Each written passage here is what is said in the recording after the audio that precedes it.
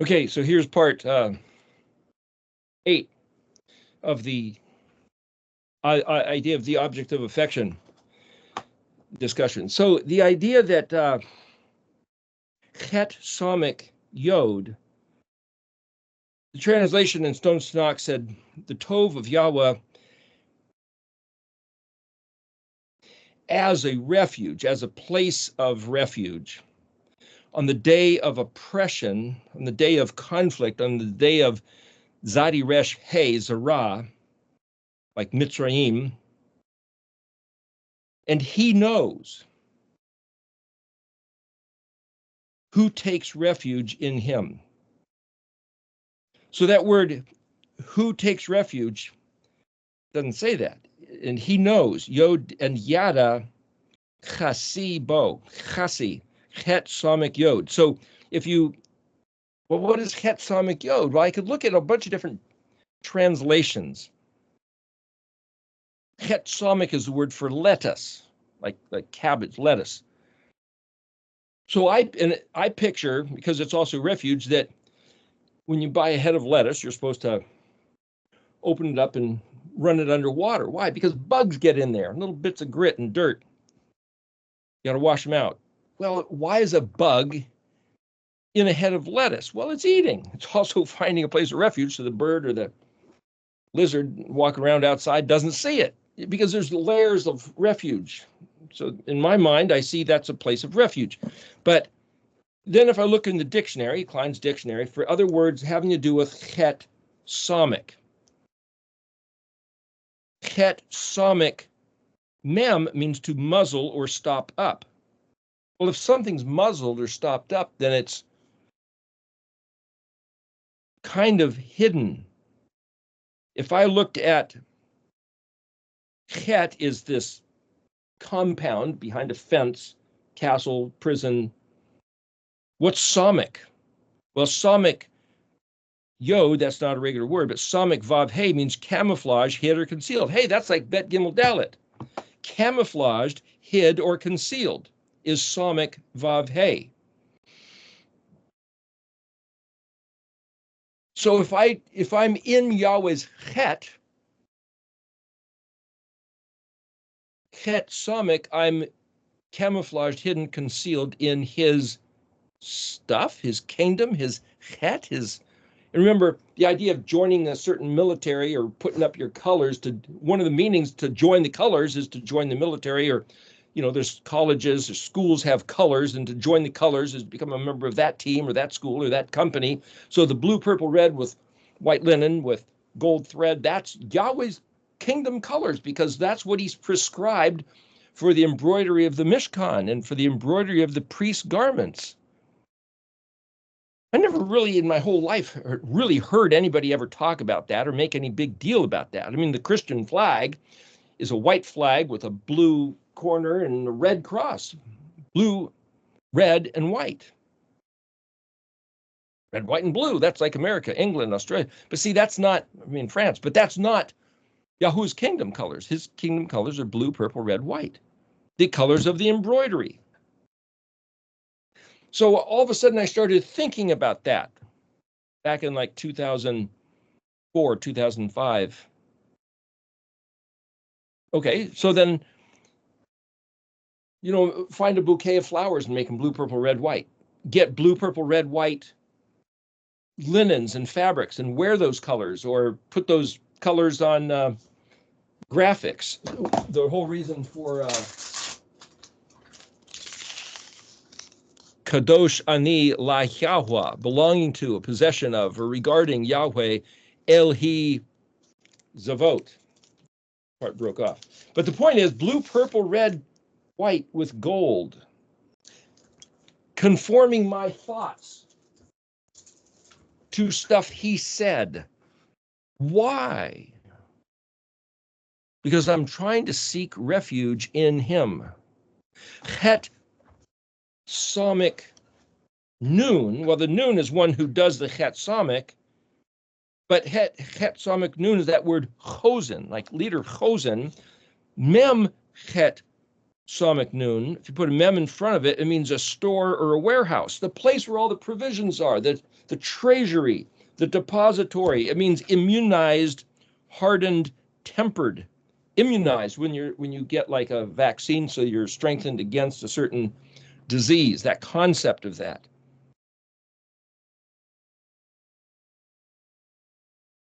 Well, just to go back onto that word gold, gold thread, Zion Hey Bet, Zav, Zahav, like Abba Zaba, Yahweh's gold. Zion Hey means this, Hey Bet is give. The whole color is golden.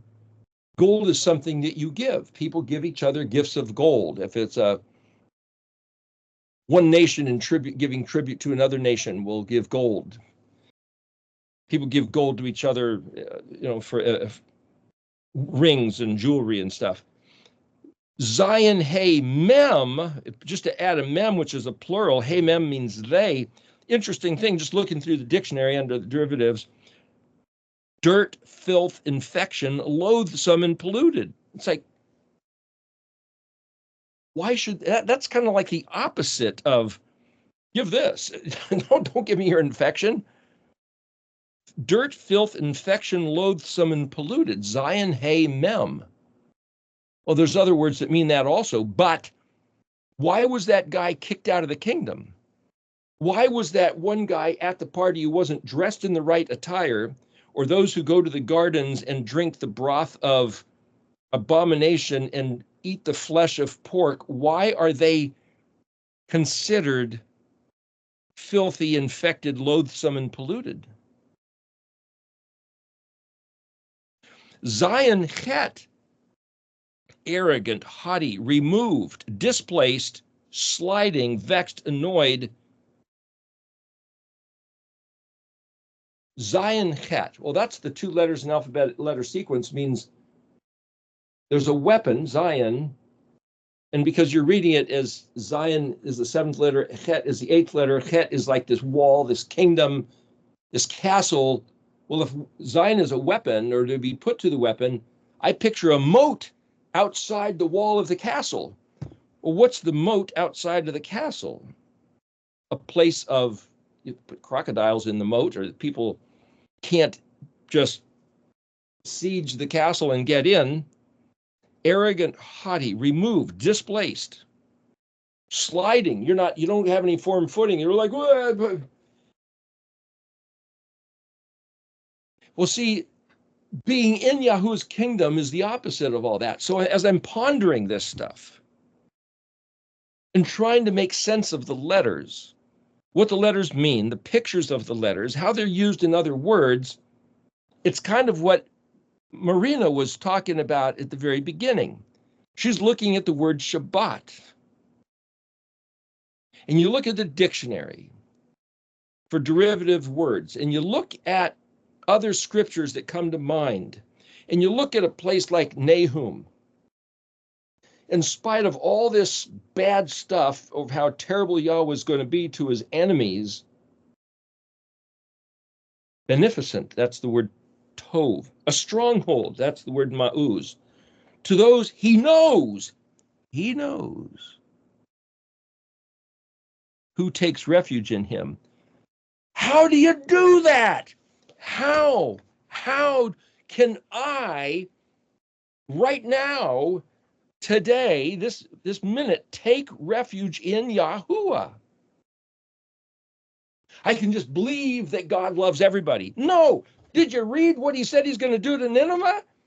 Doesn't sound like love to me.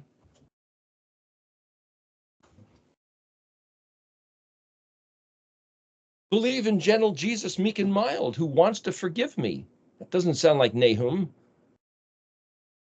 You see, for me to find out who is Yahuwah, what are his ways, what did he say? The only way for me to do that is to not listen to the pastor, the professor, the priest, the prophet, who are saying stuff that is contrary to what Yahweh said. The only way for me to know what Yahweh said is to learn Yahweh's words and read them and think about them.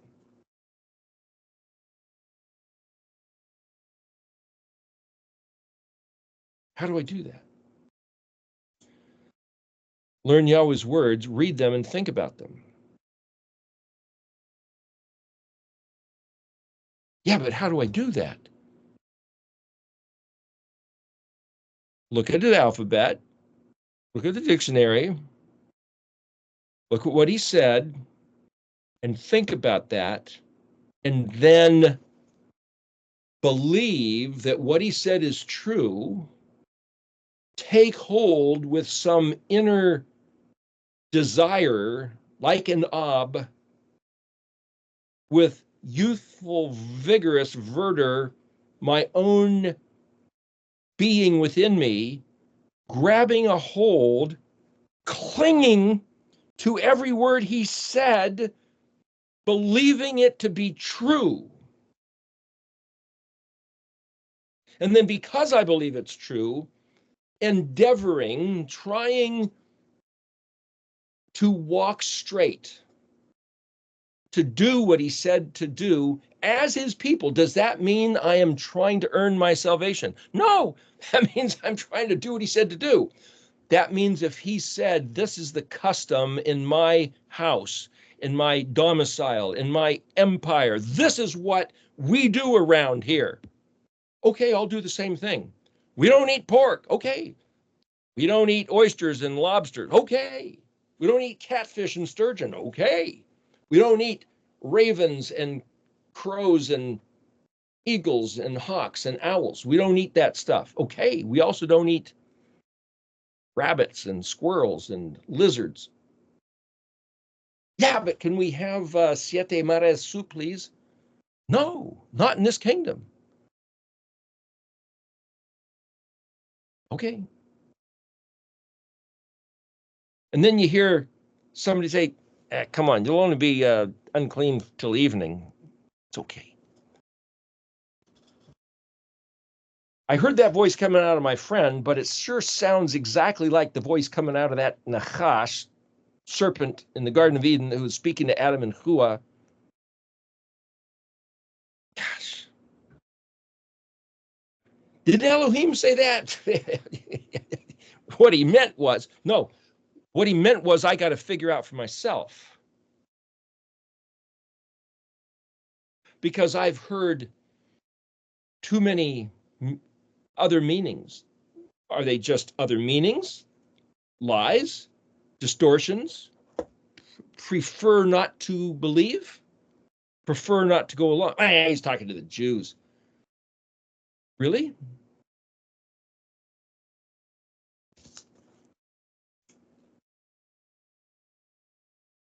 The beginning of chapter 2, Nahum. Behold, on the mountains, the feet of the herald proclaiming peace. Celebrate your feasts, O Judah. Fulfill your vows,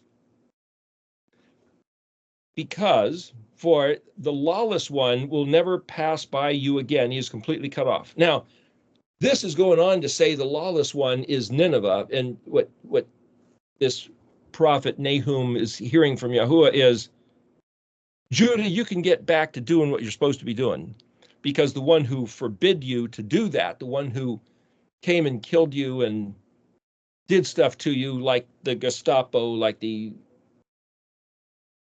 secret police coming in and busting you for doing what Yahweh said, he's taken out of the game. He's gone. You can go ahead now and do what you're supposed to do. What are you supposed to do? Well, you know the stuff. How do you do the stuff? Well, what's the stuff? Well, the word Israel, Yod Shin Resh, Aleph Lamed. And, we talked about some people write it with a Yod Samik Resh, but what's Yod Samik Resh?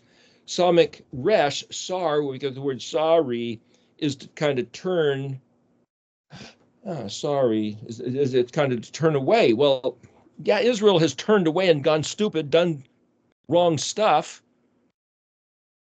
gotten removed, displaced, Zadichet, but Shin Resh, Yashar, Yod Shin Resh, a derivative of Aleph Shin Resh, is the word that means right, straight, authentic, valid, not just right, straight, but plumb, level, square, smooth, correct.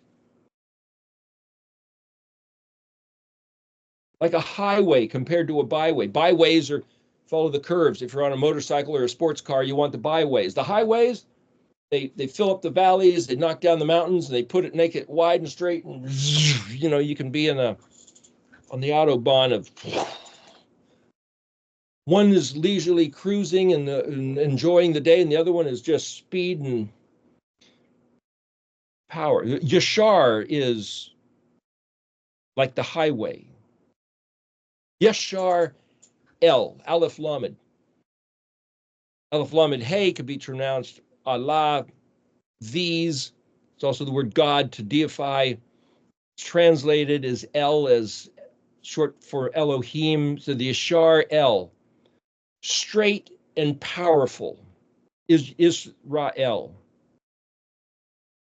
Well, the word Asher is the middle of three words of Ehyeh, Asher, Ehyeh. And Ehyeh is translated I am. Asher is that. It's also translated who, or that which.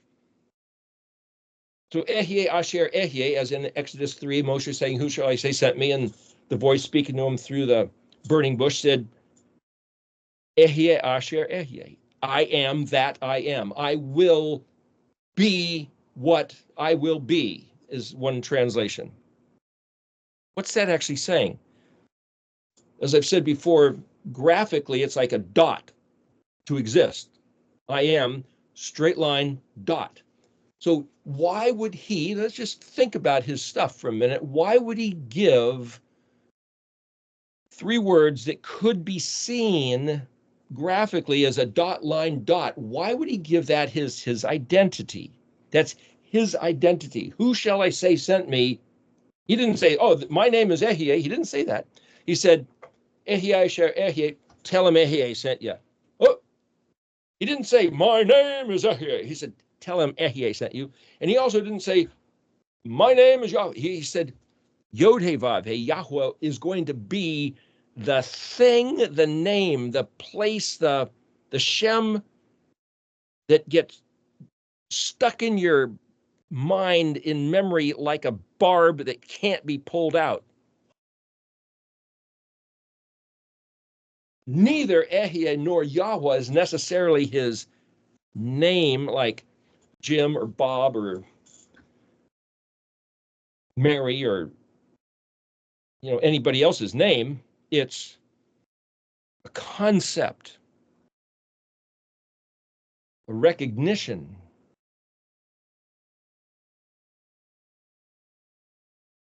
So what did he tell us to do? How do we be his people? How do you grab hold?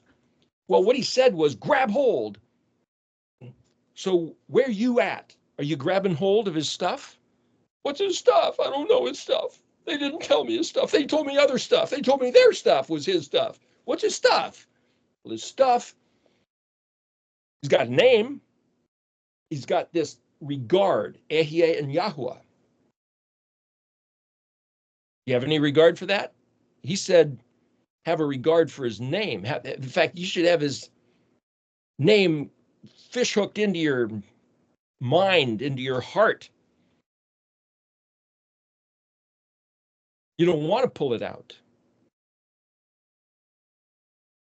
Something about those four colors should be an object of affection, I think.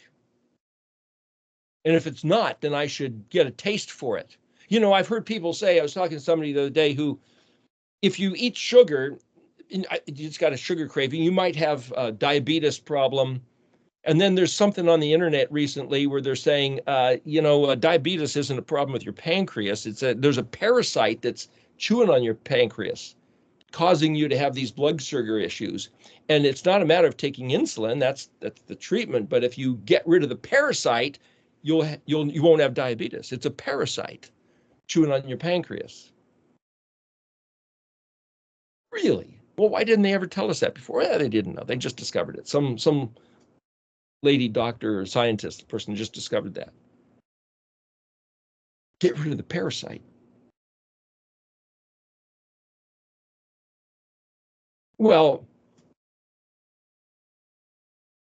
how do you feed the parasite? They like sugar. As a matter of fact, parasites, I've heard stories, parasites will get into your brain, take over control, and give you thoughts. And you go to the store and you walk it down and say, oh, sugar, hey, I want that. The dessert aisle or products with a lot of sugar in them. It's like, it's not you even thinking, it's the parasites in your brain telling you what to think. That's what people say. Whether or not that's true, you can figure out for yourself. But you're being driven like a school bus, and the passengers are telling the driver where to go. Eat sugar. How do you tell the parasites to shut up? Well, you can eat certain things. Oil of oregano, apricot seeds, soursop, a few other things will take care of parasites. Ivermectin, fenbenzidol, different people have different ideas. But the idea is that if you tell the parasites to shut up, and if you don't eat sugar, you're not feeding the parasites, and you can recover from things that they say don't have any cure. Some people say that for entertainment purposes only, of course, because otherwise they'll pull this off the internet, off of YouTube. It's just for entertainment, just things to spend their mind with. Is that true? Is that what Yahweh built? Is that what Elohim made when he made the physical body that were filled with these various organisms? We're actually there was a movie, Nightmare Before Christmas. There's a character called, I think it was called Oogie Boogie, and he was a sack of bugs, but he was animated and he could speak and sing, and that's what we are. We human beings, animals, are a sack of germs, of other bugs, of creatures, of organisms. We think we have a personal consciousness like Oogie Boogie, but we're just a big bag of bugs with a collective consciousness. And we can tell some of the bugs to shut up by not eating sugar. And as soon as you don't eat sugar, guess what? You don't even want sugar anymore. It's weird how that works. Sugar is the thing that feeds the parasites, but if you stop eating sugar, they demand that you have more, and then they start causing trouble within you so that you'll feed them. But if you knock out their voice, pretty soon you don't want sugar, and you can start eating healthy, and certain ailments, as they say, some people say, has a tendency to disappear. Well, that's kind of like saying, I don't know how to grab a hold of the ma'uzi, the refuge, the chassi of Yahuwah. I don't know how to do that. Well, first of all, tell the other voices to shut up. Well, I don't know which your voices are his and which aren't his. Hey, start reading his words. Yeah, but I really like New King James, or I really like NIV, or it's not a matter of what you really like. What did he say? And so one of the points I was making a few weeks ago is what I've noticed is that if you keep feeding on the song and dance, I like that tune so much, I do, then that's all you're going to keep hearing is the same tune, and you're going to keep doing the same dance. You keep reading King James or New King James, that's all you keep listening to the Christian radio, the same song and the same dance, and you just keep hearing the same sermons, and you keep reading the same books, and you keep watching the same films, and that's all you're going to have is a reinforcement of the same song and dance. Whether it's Christian or Buddhist or Hindu or Jewish or Muslim or whatever it might be. But if you take the time for yourself to learn his words, and then you think about those words, and you look at the context of the verses where the words are found, and again, I think stones to knock, I don't agree with the English translation, because they're just giving you like a buoy floating on the water. Yeah, it's over here. It's not over there. It all looks the same to me. That's why there's a buoy indicating this place compared to that place. The English words, then you look in the Hebrew and you get the dictionary. I find Klein's to be the most useful. And then you just got to get into it yourself.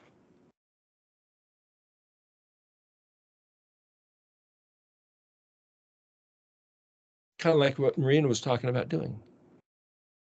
And then you have to have a heart for it. Meaning, he said, love Yahweh your Elohim with all your heart. Well, yeah, but I just don't. Well, just do.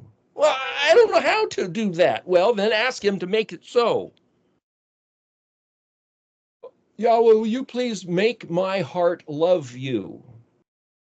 I want you, I want to love you, and I want you to help me love you, so I want you to make my heart love you.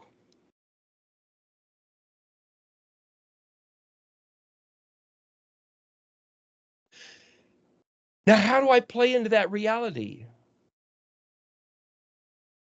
When I find a description of what he's going to do detestable, I can finish reading in Nahum chapter 1.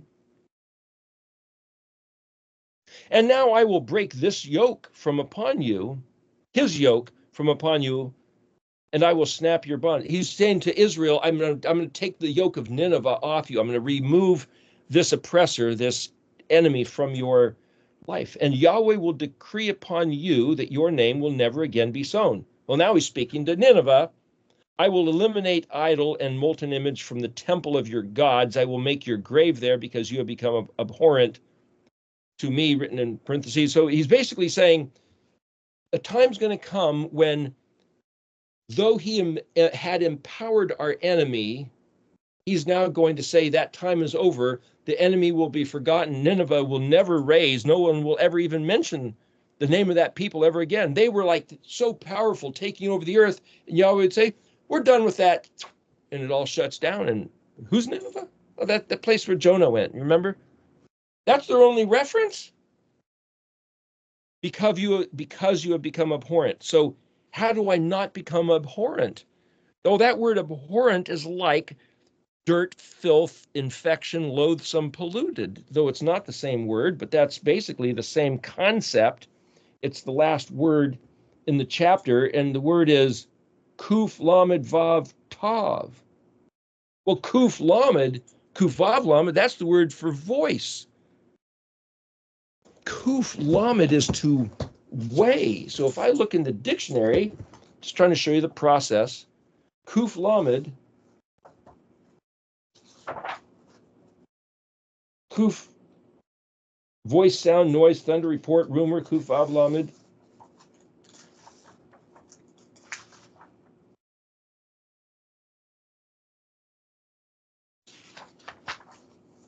Page 579 inclines, 578. Kuf lamed, light, swift, fast, easy, not difficult, unimportant. To weigh something and say, yeah, it's no big deal. To become roasted like barley bakes the water out, so now it's light, like popcorn. Lenient. Kuf lamed. Kuf lamed hey, to roast, parch, burn, consume. Lightly esteemed, disgraced, dishonored. So when they roast somebody, comedians, it's like doing everything you can to dishonor and humiliate the object of your roasting. So when it says, because you have become abhorrent, that's the word kuf lamed vav tav is the plural. Doesn't even say to me. And so that's what I'm saying. I can't necessarily believe the translation even in Stone's Tanakh because the word abhorrent isn't even on here for kuf lamed. Dishonored, humiliated, lightly esteemed, disgraced. Basically, what Yahweh is saying, Nineveh, in the rabbinical commentary, one of the things they would do is they'd make alliances, treaties with their neighbors, and then as soon as their neighbor, okay, we got a treaty with these guys, so they relaxed, then all of a sudden Nineveh would sneak in and tear them apart. It's like, we don't make treaties. Didn't you know that? Like trusting a pirate, trusting a liar. I'm a liar. Don't trust me. Hey, trust me, will you please? I'm not going to lie to you this time. I already told you I'm a liar. If I told you don't trust me, to trust me, it's like, that's what they did. That's what they do. And it's like Yahweh hates that type of behavior. He said, let your yes be yes and your no be no. It's not a matter of slick weaseling with twisting words around. Twisting the meaning of words around? Does Yahweh do that? What did he say? What did he mean? Oh, we're told. Oh, he did away with that. Oh, when Jesus died on the cross, now we have a whole new thing. We got a whole new gig. Why do you say that? Because that's what they were told. For 50, 60, 70 years, you're told as soon as Jesus died on the cross, everything changed. Is that true? I personally don't think that's true.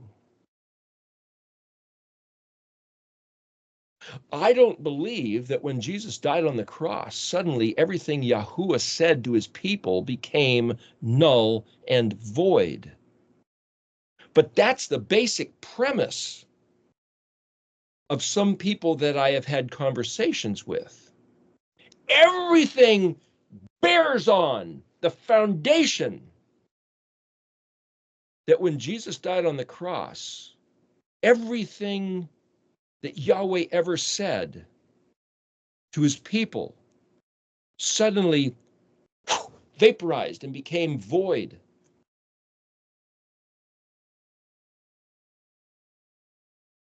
Is that even a rational concept? Well, it's not only rational, it's foundational.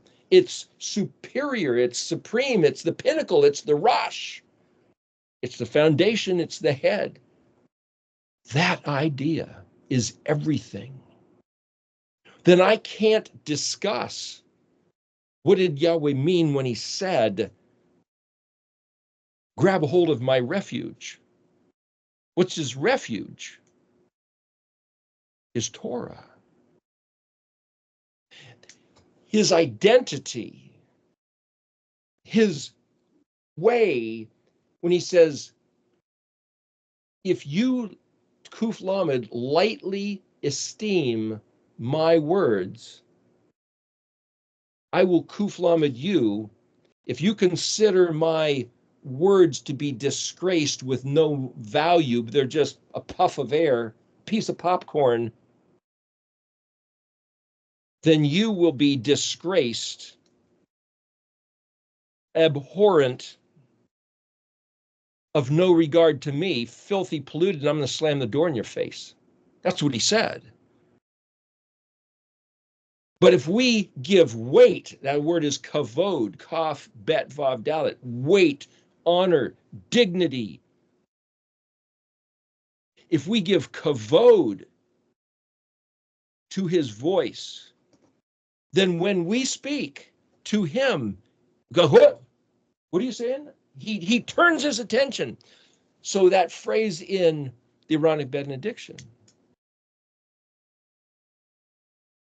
that he will lift up his countenance, Yeshua, Yahweh, Panavaleka, lifting up. Yod Shin Aleph, you can't find it necessarily as a word, but look at Nun Shin Aleph and Mem Shin Aleph. Mem Shin Aleph, that's that famous word in Jeremiah 23. You better never say Masa Yahweh, which is word oracle. We got a word from the Lord. Every got an oracle from on high. That's Masa Yahweh.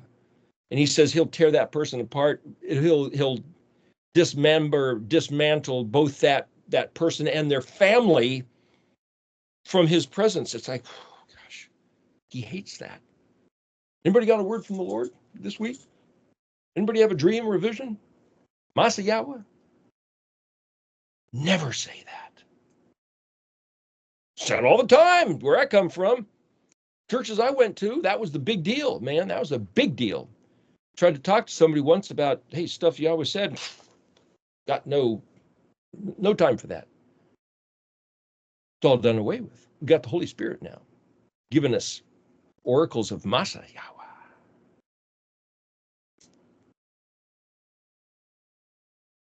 How do I make the distinction and know then what to listen to and what to not listen to? How do I determine what's his voice and what's not his voice?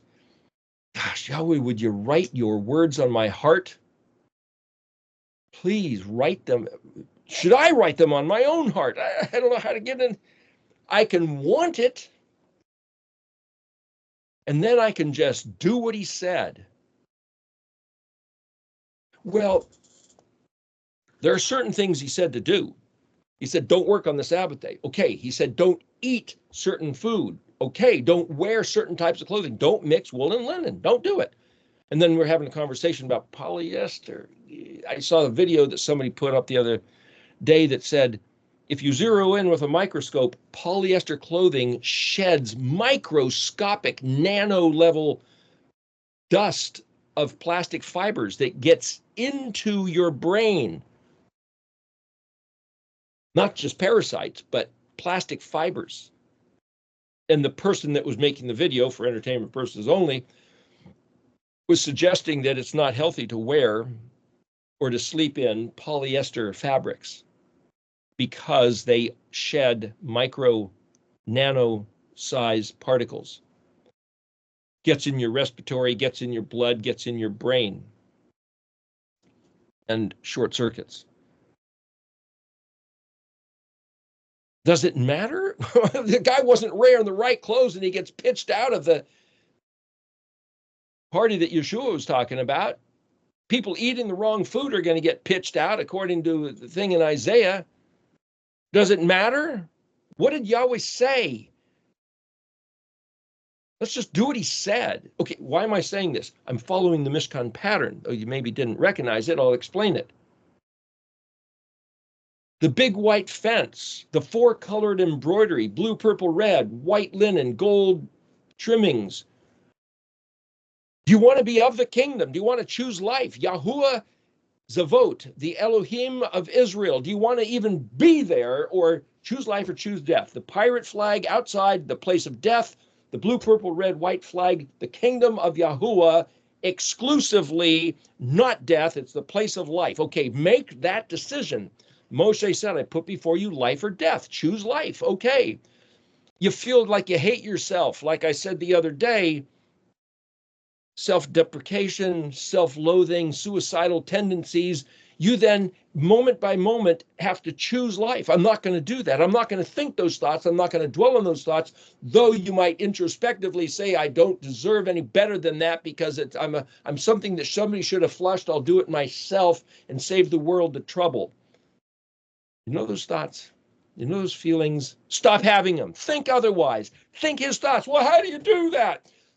You choose life, and then you say, what did he say? That's the Coffin Lamed. Het Tet Yod is his fence. Choose life. I'm now his possession. He is now my possession. Now, what did he say? The word matzah, as in matzot, as in unleavened bread, also means what did he command, and it means find out how to do something, how to do what he commanded. What did he say? So the command to learn what did he say is the meaning of the festival of unleavened bread. And for anybody to say, yeah, Jesus died on the cross, we don't have to regard Passover and unleavened bread. We have the Eucharist, we have communion.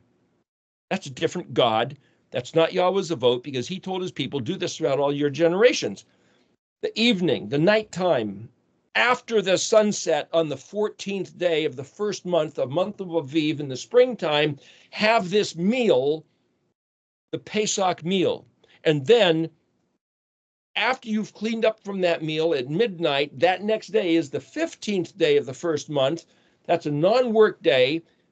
You're supposed to then for 7 days have all the leavening out of your house and eat unleavened bread for a week. That's what we do in this kingdom. And if you want to be of the kingdom of Yahweh, the kingdom of light and life, that's what you do. So you better learn how to do it, because that's what he said. He zadivaved that command instruction.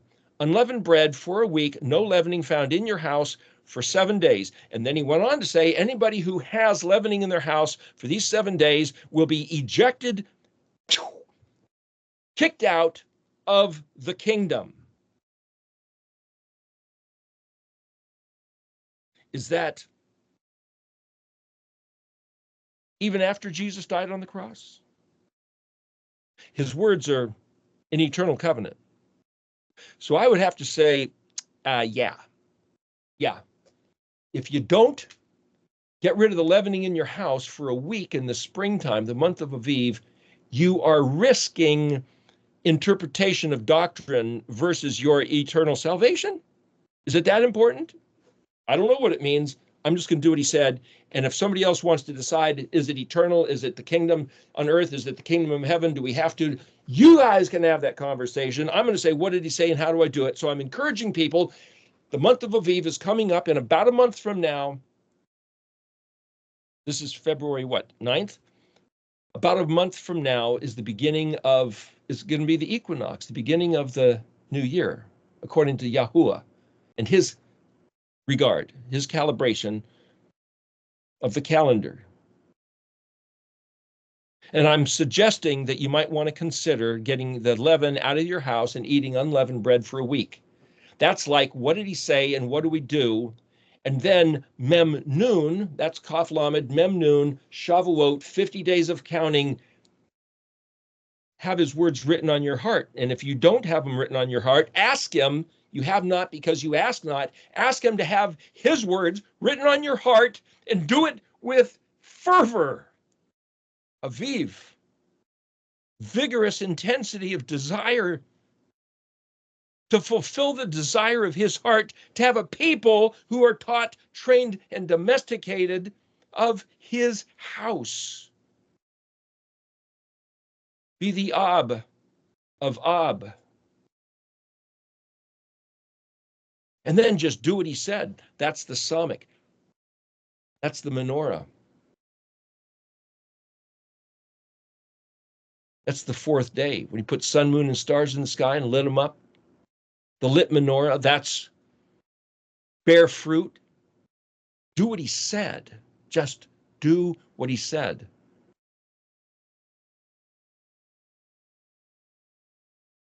And then ayin, inspect the fruit, and then pay. You're going to eat the fruit. Whatever you do is going to come back on you. You're going to, whatever goes around comes around, and it stays right there. Samik, ayin, pay. Micah 6:8. Do justly, love mercy, walk humbly with your Elohim. There's this little triangle of motoring around in this place, the Kadosh place, the holy place, and the hope set before you, the resurrection, the sprouting, the Zadi. There's the Mishkan pattern. Do what he said with a pure heart, knowing that whatever you do is going to come back on you. Do what he said. Find out what he said. Have it written on your heart, and then do what he said. So what did he say? Who is he? Ehia, there's the dot. Just walk in his ways. Just continue doing what he said. That's the Asher, the straight line of Yashar El. And then there's another dot. We become that dot? Or is the dot the focus of, well, we know he said this. We know he said, choose life. There's the dot. Well, how do you just walk straight? Do justice and love mercy and walk humbly with your Elohim. Until you get to the next dot. Is that connecting the dots? Is that severing the dots? What's the next dot? Keep the Moedim. Okay. And what's the next dot? Well, he did say, blessed are the merciful, for they will receive mercy. So what's mercy? Well, when somebody does something wrong, extend to them grace. But he also said, help the helpless. When you see somebody who's helpless, in need, do you help? Is that the dot or is that the line? What's the line? Just keep walking. Just walk. Halakha, the Yashar Derek. Just walk the straight life. Have the right thoughts. Don't, if you think, well, I don't know how to hold on to his moose. What if I'm not? So I mentioned back at the beginning of this 4 weeks ago that I had made a mistake of not tightening enough or not putting in a water supply line, and the line blew out and flooded friend's kitchen. I can berate myself, I can accuse myself, I can condemn myself, but if I did that, I wouldn't be doing what Yahweh said. I can acknowledge responsibility or guilt or misbehavior, did something wrong. I've tried to not do things wrong. That's been my method of operation. Don't do it wrong, do it right. Find out the right and do it right. No matter what it is. You're playing tennis, hold the racket right. Digging a hole, dig it right. Doing plumbing or electrical, do it right. Translating, do it right. And when you do something wrong, it's like, ah, why did I do it wrong? Well, because Adam does stuff wrong from time to time. But then the question is, if you're Yahweh's people, what's the right thing to do? The right thing to do is love yourself. Sorry, I can't be loved. I'm too much of a poor specimen to be loved. No, that's not what Yahweh said. He said, love your neighbor as yourself. So we have an obligation to love ourselves, even if we psychologically find ourselves to be unworthy of that love. But see, it's not about me and my psychology. It's about me finding what did Yahweh say about his psychology. And he said, this is the kingdom of love, and you will love yourself, and you will love your neighbor and your enemy, because that's what we do around here. And do not allow yourself to find excuse for that. Because if you do, you're just not cooperating with the way things happen around here. So knock it off. Stop it. Stop not loving because you got a good reason for being that way. Love your parents. Well, yeah, what if your parents were abusive? Honor your parents. Love your enemy. How do I love my enemy? Love the fact you have an enemy so that it'll push you into the place of seeking refuge from Yahweh then. Because the enemy is the Zadi Resh, the oppressor, the enemy is the Nineveh of the book of Nahum, and Yahweh says right in the middle of it all, Tov Yahuwah Lamauzi Bayom Zara, the day of distress. If Yahweh wants you to experience the tovness of his ma'uz, he's got to allow you a day of distress, doesn't he? That's what he says. If he wants you to find that refuge and take that refuge, he's got to have a monster chasing you so that you'll seek the refuge. Is that a sick way to look at it, or is that the real way to look at it? Somehow I've got to change my view, my worldview of everything that happens in the world. And when Yahweh says, I believe it's in the book of Isaiah, where he says, I, Yahuwah, make Tov and I make Ra, translated good and evil, I make light and I make dark, I, Yahweh, make all these things, then somehow I believe what he's saying is that I have to be able to see his design, his hand, his purpose, and his glorious kavod, even in the pain, the misery, the oppression, the dark void of any good. I have to say thank you. Please help. So there had been this one graphic I did of a tombstone, and it says diakonos, administration of death in Greek. It was based on the verse that says, you know, he's a administration of death in letters. Administration of death. Oh, he told us where death is, and I have a kind of a skull motif, but it's a keyhole, the key, and the crossbones are actually a kind of a shoe, like a hammer and a wrench. It's like a wrench. It's not crossbones. It's not swords. It's a wrench and a hammer. It's walking. What is this supposed to mean? What's a wrench used for? To tighten something, to loosen something, to fix something. A wrench is the symbol of a repair. Repairs of the breach. What's a keyhole? It's a secret. It's exclusive entry. Is it the entry to the kingdom? What's the entry to the kingdom? What's the entry to the treasure house, the warehouse, the stash of all El Shaddai's provision? How do you get in? Walk the way he said to walk. And when we are told as a matter of doctrine, you don't have to walk that way, somebody's trying to hide the truth. Walk the way he said to walk. Do what he said to do. And that becomes then my life is to figure out what did he say and how do we do it? What did he say? What did he mean? And how do I do it? Not just find the excuse not to do it, because I can't find the verse that he ever said he'd change. I find verses where he said he'd hide, and I see the verses where he says, come back, like Deuteronomy 30, come back to these words I command you this day. Repent, teshuvah, means come back to what he had already given us. Come back and be his people. Come back to these words. Come back to these instructions. Come back to this relationship. It's not, I'm going to do away with this relationship and create a new thing, the bride of Christ, the church, the ecclesia, that doesn't have to do any of these things.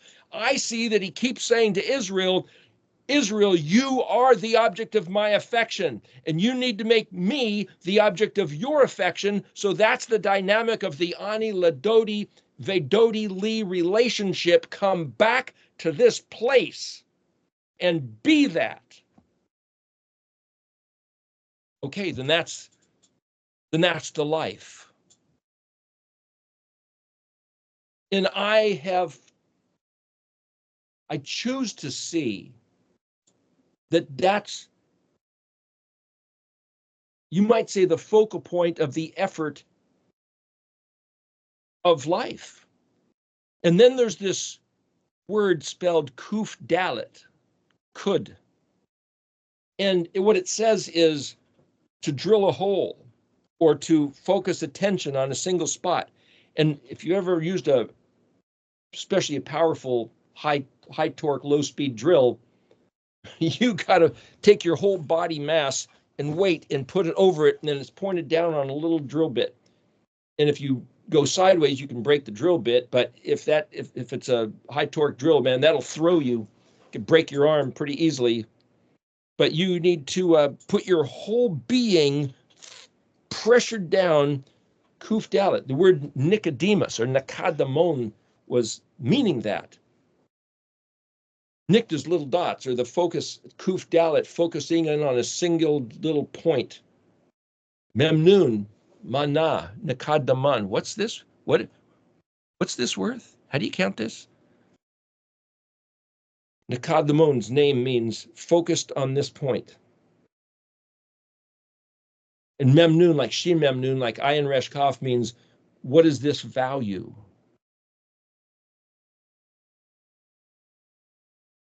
Well, if you do that with every word and every letter and you make it your obsession, you're doing Ayin Nun Hey. You're doing Shin Mem Nun, which happens to also be the word for oil. And as far as I can tell, as far as everything I've been able to see, look at in the scripture, the task of grabbing hold of his ma'uz is reading these words, figuring out what they mean, and then putting my heart there, putting my mind there, and choosing to not allow other thoughts into my head, no matter for how good reason they might appear. You do something wrong, you do something stupid, you do something careless, still no good reason. And then when people say, oh, when you want to attract abundance, you need to think positive thoughts about that thing. Well, I want to think positive thoughts about Yahweh's stuff. I'll attract his abundance of El Shaddai's provision. So I'm going to listen to what these other people say if I hear them talking about, oh, this is what works. But the focus of their attention is the object of the provision. No, I want Yahweh's reality, his being, his heart is the object of abundance. It's not the stuff. It's Yahweh's attention.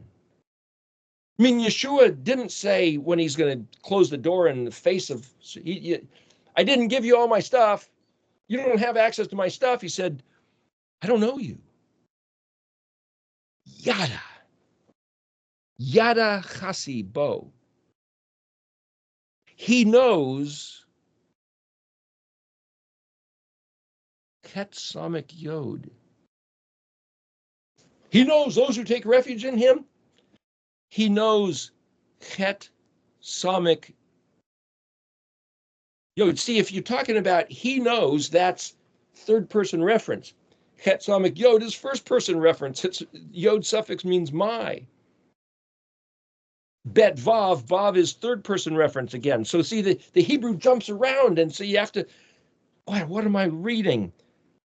Chet Samik Yod. If Nahum is talking about Yahweh, third person reference, he knows Chet Samik Yod. Well, Chet is the kingdom, Samik is the menorah shape, the engineered structure, Yod is personal possession, the hand, so I can say, I don't care how the English translation in Stone's Tanakh or KJV tell me the way, or even how Ernest Klein tells me it's translated. I have to look at this and think, Yahweh knows Ket Samik Yod. The kingdom, the menorah. The menorah is like bearing fruit. The nooning of the samik is the flames on the samik. He knows the ones that are in his kingdom, and the yod, yeah, it's a suffix that means my, but the yod is a hand, a strength. He knows the strength of those who are bearing fruit in his name. He knows.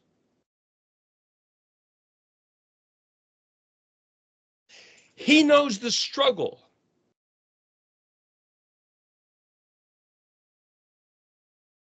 Not many people know, but I'll tell you, Marina's gone through some hell in South Africa. There's a struggle. He knows. Where's the provision? Where's the comfort and ease? He knows. Those who hold on to trusting what he said because he said it, not because there's even a manifestation of health and wealth and prosperity and comfort and pleasure. But he knows, the one who chooses life, listens to what he said, has the craving desire to have his words written on their heart because they've taken them in, and they will nurture those words until they bear fruit as the lit menorah, as the tree bearing. The word for citrus tree or apple tree is like beautiful ornamentation, colors of gold and yellow and orange and red, and the beautiful tree in bloom, not only of flowers one stage of its life, but of fruit another stage of its life. But I'll tell you, you can even see bare trees. Gosh, there's this one tree down the road, which is out in a field, and it's just majestic. I don't know what type of tree it is. It might be an elm tree, but man, that thing is just so huge. And the structure of those branches that you can only see when it's bare, there's even a majesty in winter to see the structure of what he's built skeletally of the tree. What I'm saying is that no matter what we are experiencing in terms of the manifest of his provision, there's even a beauty in the skeleton. And if that means that we are having everything taken away and we're down to where's your hope? Who do you trust? What do you care about? There's a beauty that he's made of just like, my hope is in